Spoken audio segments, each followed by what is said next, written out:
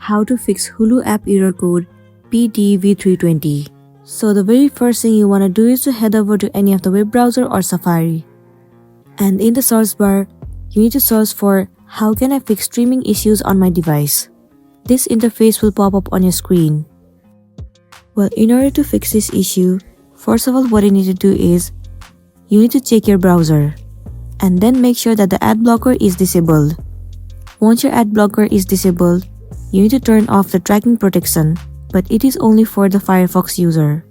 Once you have turned off, now the next thing you want to do is to make sure that your internet connection is stable enough.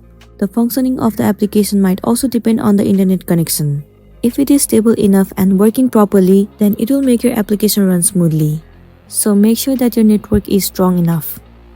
But if you are still facing this issue, then over here it says, was this article helpful? What you want to do is click on no. And then one interface will appear where you'll be able to report your problem.